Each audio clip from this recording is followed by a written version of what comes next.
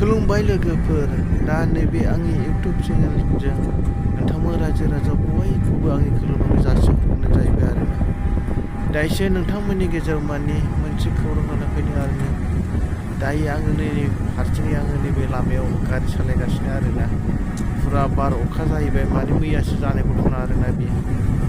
दायो आङो थांगासिनो लामा गेजेराव, दा गिनानै आं हारसिं बिराद खरा सालायदों, आंना बेबायदि गारिसै आरोना।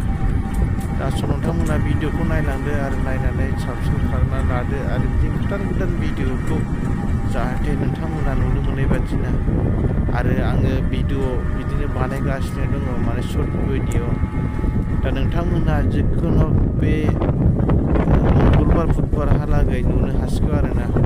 बिदिनो आरो एलबामबो बानायबाय आङो, बिदिनो सिंगारबो नागिरबाय आरो गानबो सुजुगासिनो दङ। नोंथांमोना माने लासै लासैनो गासैबो नुनो हासिगोन आरोना। जोङो रबिबारहाय जोङो शर्ट भिडिअ गागोन आरो ट्रेलारखौ बिदिनो समबारहालागै हगारगोन। नोंथांमोना नेनानै थादो, जाहाथे नायनो गोसो दङबा नोंथांमोना बे आंनि चेनेलखौ साबस्क्राइब खालामना लायो आरोना। बिदिनो गोदान भिडिअ आं लाना फैबाय थासिगोन आरो मोजां भिडिअ खेबनो आङो नाजागासिनो दायो। नोंथांमोना बिसोरबो जाहाथे नुनो मोननाय बायदिना। दा एसेनोसै, गोजोन्थों। आं दा अखा हानायखाय आङो बे खिथावदों।